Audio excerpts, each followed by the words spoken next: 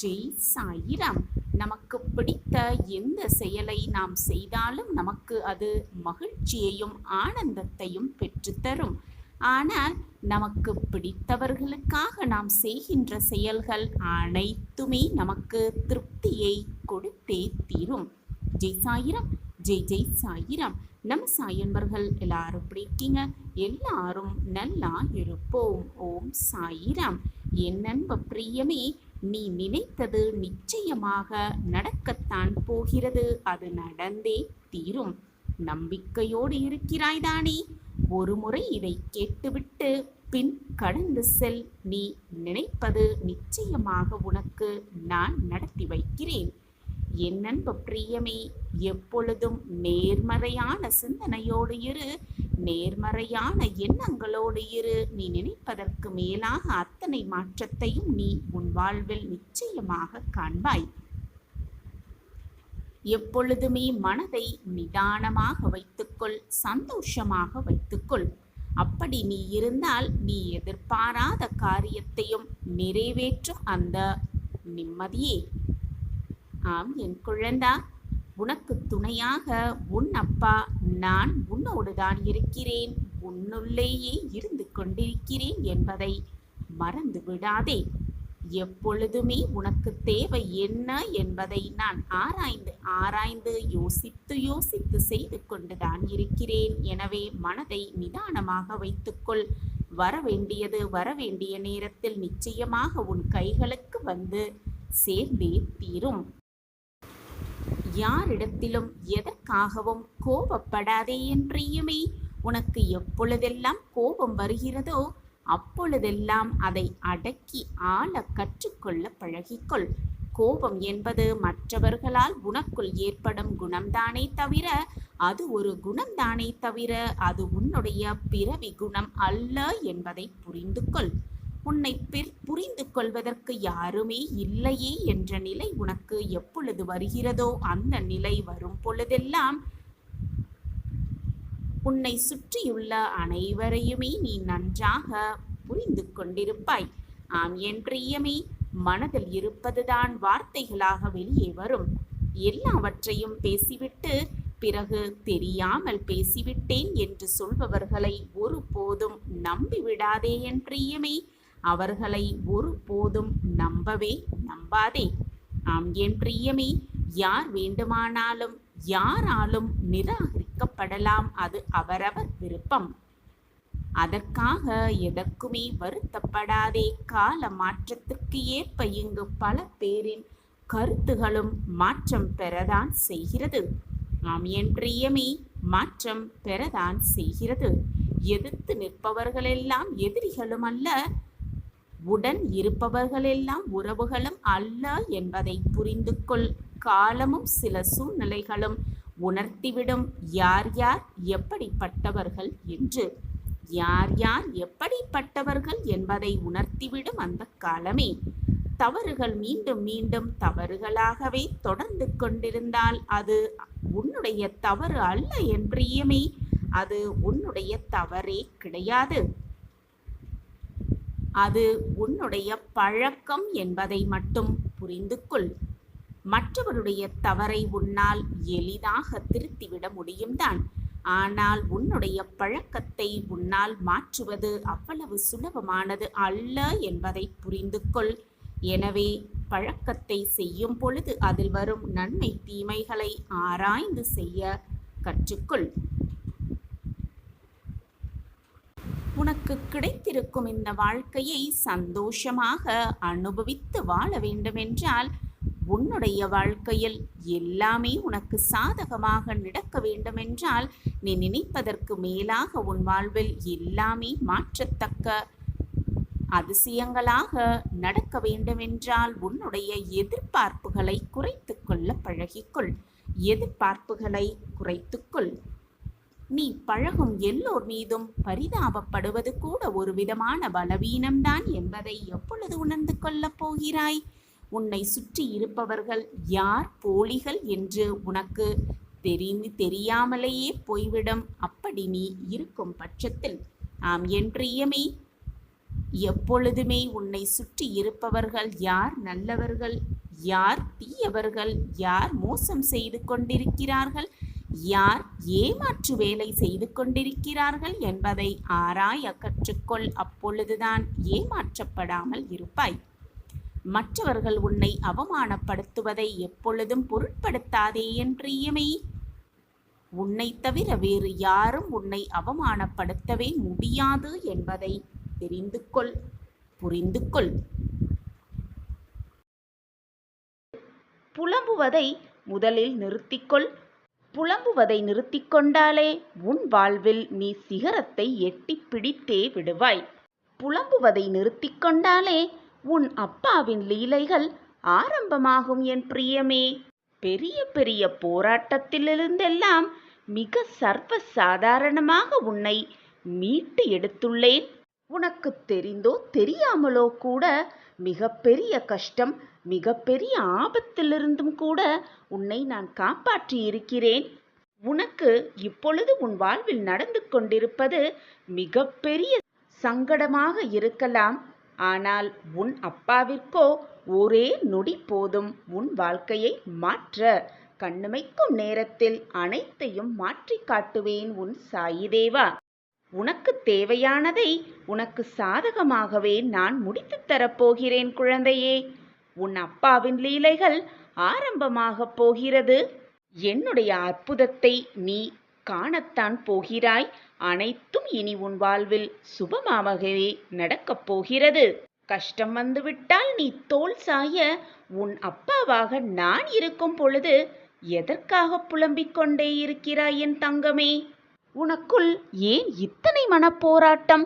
உன்னுடைய மனப்போராட்டத்தை எல்லாம் ஒதுக்கி வைத்துவிட்டு நிம்மதியாக இரு என் கண்மணியே.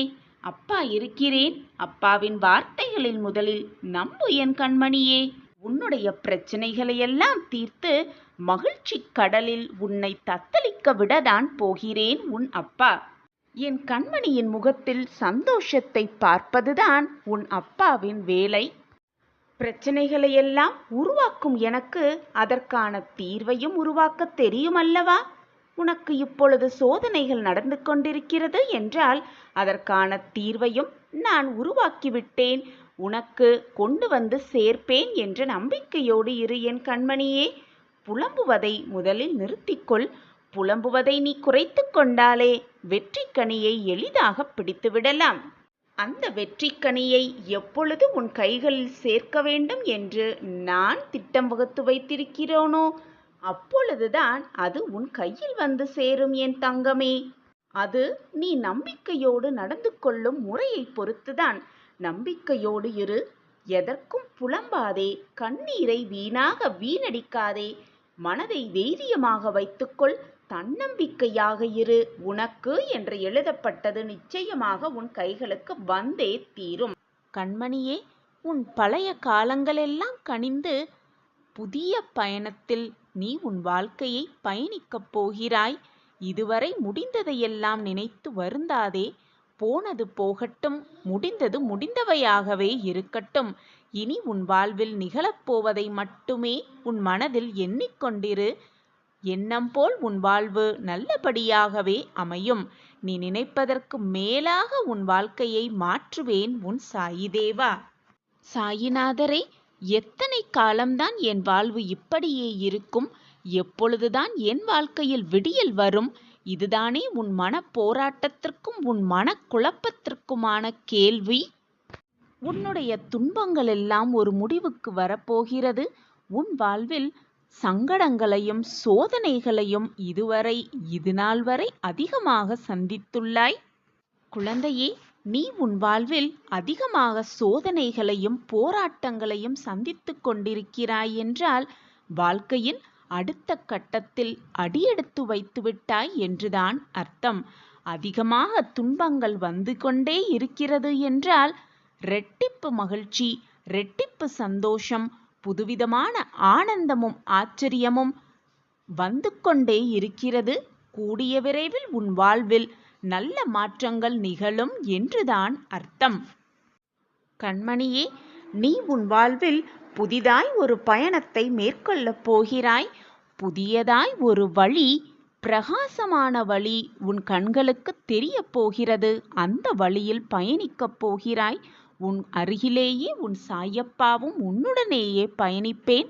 நீ தடுக்கி விழும் சமயத்தில் உன்னை தூக்கிவிடும் தோழனாக, உன் தாயாக, தகப்பனாக, உன் உற்றார் உறவினராக, அனைத்துமாக உன் அருகிலேயே இருப்பேன் என்பதை மறந்து விடாதே. நீ எந்த உலகம் சென்றாலும் உன் அருகிலேயே உன் அப்பா இருப்பேன். எனவே எதை நினைத்தும் பயப்படாதே. உனக்கு துணையாக எப்பொழுதும் உன் சாயப்பா இருப்பேன் என்பதை மறந்து விடாதே. என் வார்த்தைகளின் மீது நம்பிக்கை வைத்து தைரியமாக இரு. உன் வாழ்வில் இனி எல்லாமே புதிய மாற்றங்களாக நிகழும். புதிய பாதையில் பயணிப்பாய். உன் அருகிலேயே உன் சாயப்பாவும் பயணிப்பேன். உன் வாழ்க்கையை சீர்படுத்த, நெறிப்படுத்த, உன்னை நல்ல வாழ்க்கையில், நல்ல வழியில் அழைத்து செல்ல, பிரகாசமான வாழ்க்கையில் உன்னை நிச்சயமாக கொண்டு சேர்ப்பேன் நான். உன் கஷ்டகாலமெல்லாம் இஷ்டகாலமாக மாறப்போகிறது. இந்த புதையலை திரும்பவும் மண்ணில் வீசி எரிய நான் எப்பொழுதும் விடவே மாட்டேன்.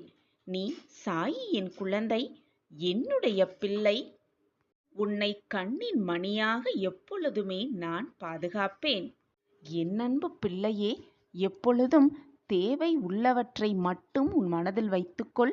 தேவையில்லாத சிந்தனைகளுமானாலும் சரி, தேவையில்லாத வார்த்தைகளானாலும் சரி, தேவையே இல்லாத உறவுகளானாலும் சரி, அதை முதலில் உன் மனதிலிருந்தும் உன் வாழ்க்கையிலிருந்தும் தூக்கி எறிந்துவிடு. அதுதான் உன் வாழ்க்கையை நீ அழகாக வாழ்வதற்கான இரகசியமாகவே இருக்கும். தேவையில்லாதவற்றை உன் வாழ்க்கையிலிருந்து நீ நீக்கிவிட்டாலே, தூர எறிந்து விட்டாலே, வரப்போகும் ஆபத்திலிருந்து நீ முற்றிலுமாக காப்பாற்றப்படுவாய். என் அன்பு கண்மணியே, நீ உன் வாழ்வில் செய்ய வேண்டிய மிக முக்கியமான விஷயம் என்ன தெரியுமா? உன்னுடைய மனதிலிருந்தும் உன் எண்ணங்களிலிருந்தும் தேவையில்லாதவற்றை நீக்கிவிட்டு நல்ல எண்ணங்களை உள்ளே புகுத்தி கொள்ள வேண்டும்.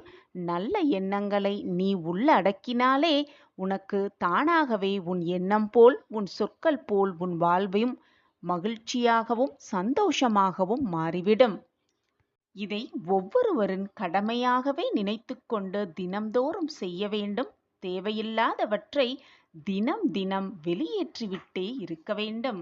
இந்த உலகத்தில் நல்ல விஷயங்கள், நல்ல எண்ணங்கள் என்று கோடான கோடி இருக்கத்தான் செய்கிறது. ஆனால் அது அவ்வளவு சீக்கிரம் யாருக்கும் புலப்படுவதும் இல்லை, தெரிவதும் இல்லை. ஏனென்றால் அந்த நல்ல விஷயங்களை தேடி யாரும் போகாமல் இருக்கிறதாலும், அதை பற்றி அதிகம் தெரியாமல் இருப்பதாலும், அதை பற்றி பேசாமல் இருக்கிறதாலும், அந்த நல்ல விஷயம் பற்றி நீ அறிந்திருக்க முடியாமல் இருக்கிறது. சில பேர் அடிக்கடி சொல்லிக்கொண்டே இருப்பார்கள், கெட்ட விஷயங்கள் மட்டுமே என் கண்களுக்கு புலப்படுகிறது, கெட்ட செய்தி மட்டுமே என் காதில் வந்து விழுகிறது என்று என்னிடம் வந்து நீ புலம்புகிறாய். குழந்தையே, எப்பொழுதும் உன்னை சுற்றி இருப்பவர்களின் வார்த்தைகளை மிக கூர்மையாக கவனி. உன்னை சுற்றி இருப்பவர்களின் எண்ணங்களை அறிந்து செயல்படு. எல்லோரும் உன்னை போல் இருப்பார்கள் என்று சொல்லிவிட முடியாது. நீ என் பொக்கிஷம். உன் எண்ணங்கள் போல் மற்றவர்களும் நல்ல எண்ணங்களாகவே இருப்பார்கள் என்று யாரையும் மிக எளிதாக நம்பிவிடாதே. குழந்தையே, நீ என்னென்ன விஷயத்தை பார்க்கிறாய், அது எந்தெந்த ரூபத்தில் உன்னிடம் வந்து சேர்கிறது என்கிறதுதான் அந்த விஷயமே அடங்கி இருக்கிறது. நீ உன் வாழ்க்கையில் எதையெல்லாம் மிக ஆசையாக தேடிக்கொண்டிருக்கிறாயோ அதுவும் உன்னைதான் தேடிக்கொண்டிருக்கிறது. அது நல்லது ஆனாலும் சரி, தீயது ஆனாலும் சரி, நீ தேடுவது வழிகட்டாயமாக உன்னிடம் வந்து சேர்ந்து விடுகிறது. நீ அப்பொழுது எதை பார்க்கிறாயோ, எதை தேடுகிறாயோ அது நல்ல விஷயமாக இருந்துவிட்டால் அது உன்னிடம் வந்து நல்ல விதமாகவே வந்து சேரும். அதேபோல் நீ கெட்ட விஷயத்தை உன் கண்ணால் பார்த்து கொண்டு அதையே தேடிக்கொண்டிருந்தால் கெட்டதே வந்து உன்னிடம் சேரும். தான் குழந்தையே, வாழ்க்கையின் மிக முக்கியமான தத்துவம். இதை அறிந்து கொண்டு செயல்படு. வரும் ஆபத்திலிருந்து நிச்சயமாக உன் சாயிதேவா உன்னை காப்பாற்றுவேன். நீ எனக்காக கிடைத்த புதையல். உன்னை எப்படி நான் காப்பாற்றாமல் விட்டு விடுவேன் என்று நீ நினைக்கிறாய்? எனவே என் குழந்தையே, தேவையில்லாத எண்ணங்களை நினைப்பதை தவிர்த்துவிடு. உன் வாழ்க்கையில் இருக்கும் கஷ்டங்களையும் வேதனைகளையும் தண்ணீரில் எழுது. நீ எழுதும் நிமிடம்தான் அதை உன்னால் உணர்ந்து கொள்ள முடியும். மறு நிமிடம் அது கரைந்துவிடும். அதுபோலத்தான் உன் வாழ்க்கையிலும் எது நடந்தாலும் அது உன்னால் மட்டுமே உணர்ந்து கொள்ள முடியும். எது நடந்தாலும் நடப்பது நன்மைக்கே என்று எடுத்துக்கொண்டு உன் வேலையை செய்து கொண்டே இரு. ஒன்றை நன்றாக புரிந்து கொள் என் பிள்ளையே. உனக்காக வரும் துன்பம் உன்னை காயப்படுத்துவதற்காக வருவதற்கு அல்ல, உன்னை பக்குவப்படுத்துவதற்காகத்தான் அது உன்னிடம் வருகிறது. உன் வாழ்க்கையை உன்னைக்கு புரிய வைப்பதற்காகவும் உன்னையே உனக்கு புரிய வைப்பதற்காகவும் தான் உன் கஷ்டங்கள் உன்னை நெருங்கி இருக்கிறது என்பதை புரிந்து கொள் என் பிள்ளையே. உன்னுடைய வாழ்க்கையில் உன் எல்லா சூழ்நிலையிலும் உன் சாயப்பா உன் அருகிலேயே இருப்பேன். இதுநாள் வரை உன் மனதில் இருந்த வேதனை, துக்கம், தோல்விகளால் மனம் வெறுத்து போய் பரிதவித்தது எல்லாம் முடிவு பெறப்போகிறது. உன்னுடைய உழைப்பிற்கு ஏற்ற பலன் நிச்சயமாக கிடைக்கும். உன் வேண்டுதல் எப்படி தோற்று போகும்? நிம்மதியும் சந்தோஷமும் அழகாய் பூத்து குலங்கும் வண்ண மலர்களைப் போல் இனி உன் வாழ்க்கையில் வசந்தம் வீச துவங்கும். உனக்கு அனைத்துமாக உன் சாயி தேவா இருக்கும் பொழுது எதற்காக உனக்கு இந்த கேள்வி? என் வேண்டுதல் வீண் போய்விடுமா என்ற கேள்வி உன் மனதில் எண்ணவே கூடாது. எப்பொழுதுமே கலங்காமல் இரு. நான் உனக்கு எப்பொழுதுமே துணையாகவே இருப்பேன். குழந்தையே, நீ எப்பொழுதும் என்னிடம் வைக்கக்கூடிய வேண்டுதல் அனைத்துமே பலிக்க வேண்டும் என்பதுதான் உன்னுடைய பிரார்த்தனையாகவே இருக்கிறது. இது எனக்கு நன்றாகவே தெரியும் என் குழந்தையே. உனக்கு எந்த நேரத்தில் எதை செய்ய வேண்டும், எப்படி செய்ய வேண்டும் என்று எனக்கு தெரியும். உன்னை படைத்தவனுக்கு தெரியும். எனவே என் குழந்தையே, எப்பொழுதும் வந்து எனக்கு இதை கொடுங்கள் சாயப்பா, என் வாழ்க்கையை இப்படி மாற்றிவிடுங்கள் சாயப்பா என்று என்னிடம் வந்து இதை கொடுங்கள், அதை தாருங்கள் என்று கேட்காமல், சாயிநாதரே, என் வாழ்க்கைக்கு எது நன்மையோ அதை எனக்கு ஆசிர்வாதமாக கொடுத்தாலே நான் மிகவும் சந்தோஷமாக இருப்பு. இப்படி மாற்றி வேண்டிப்பார், இப்படி பிரார்த்தனை செய்து பார்.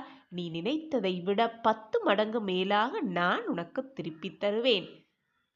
குழந்தையே, நீ உன் வாழ்க்கையில் கஷ்டங்கள் இல்லாமல் வாழ விடலாம். உன்னை படைத்த, உன்னை இயக்கிக் கொண்டிருக்கும் உன் சாயப்பாவிற்கு தெரியாதா உனக்கு எதை எப்பொழுது எப்படி கொடுக்க வேண்டும் என்று? ஏன் உன் மனதை குழப்பிக் கொண்டிருக்கிறாய்? என் வேண்டுதல் வீணாகிவிடுமோ, என் வேண்டுதல் பறிபோகிவிடுமோ என்று ஏன் உனக்கு இந்த குழப்பம்? உன் வேண்டுதல் எப்படி தோற்று போகும் என்று நீ நினைக்கிறாய்? என்னிடம் பிரார்த்தனையாக வைத்த எதுவுமே நிச்சயமாக தோற்காது. என் பொக்கிஷமான பிள்ளைகளுக்கு நான் கொடுக்க வேண்டிய நேரத்தில், கொடுக்க வேண்டிய சமயத்தில், கொடுக்க வேண்டிய விஷயத்தை நிச்சயமாக கொண்டு வந்து சேர்க்கும் வேலையை நான் ஏற்றுக்கொண்டிருக்கும் பொழுது அது எப்படி தப்பும் என்று நீ நினைக்கிறாய்? நிச்சயமாக தப்பாது. உன் சாயப்பாவின் வாக்கு அப்படி. என் வாயிலிருந்து வீணாக சொற்கள் எழவே எழாது. நான் இருக்கிறேன் குழந்தையே.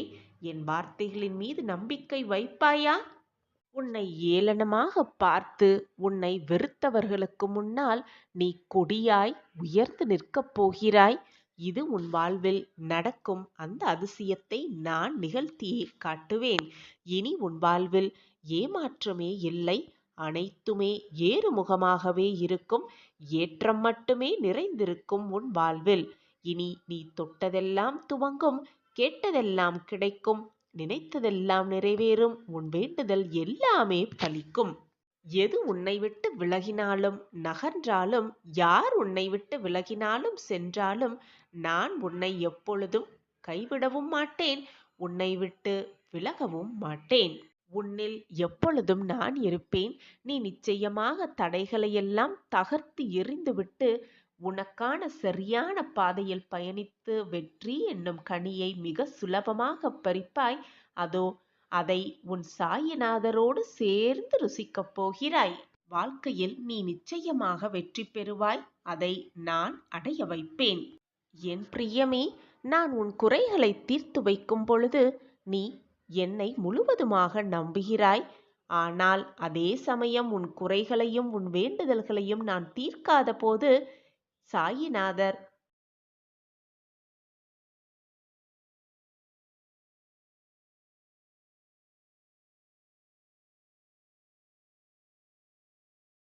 என் பிரியமான கண்மணி மேல் முழுவதுமாக நம்பிக்கை வைத்திருக்கிறேன் என்றுதான் அர்த்தம். நீ வாழ்க்கையில் ஜெயிப்பாய். நிச்சயமாக தீர்த்து வைக்காமல் கொஞ்சம் தாமதப்படுத்துகிறேன் என்பதை புரிந்து கொள். எப்பொழுதுமே நம்பிக்கை நிறைந்த ஒருவர் யார் முன்னிலையிலும் எப்பொழுதும் மண்டியிடுவதே இல்லை. நீ என்னுடைய பொக்கிஷம் அல்லவா? உனக்காக மற்றவர்களிடம் போய் எதற்காகவும் மண்டியிடாதே. நீ மண்டியிடவும் மாட்டாய். உன்னுடைய நல்ல எண்ணங்களையும் நல்ல சிந்தனைகளையும் நல்ல மனதையும் பார்த்து அனைவரும் உன்னை விட்டு சென்று அனைவரும் உன்னை தேடி வருவார்கள். உன்னுடைய அன்பான அந்த மனதை பார்த்து உன் மீது உனக்கே நம்பிக்கை இல்லை என்றால் கடவுளே, உன் சாயிநாதரே உன் நேரில் வந்தாலும் பயனில்லாமல் தான் போகும். எனவே என் குழந்தையே, முதலில் உன் மீது நம்பிக்கை வை. உன் வாழ்க்கை மீது நம்பிக்கை வை. உன்னில் இருக்கும் உன் சாயப்பா மீது நம்பிக்கை வைத்து கொண்டே இரு. எது நடந்தாலும் நம்பிக்கையை மட்டும் இழந்து விடாதே. நம்பிக்கை வைத்தால் காத்திரு, பொறுமையாக காத்திரு.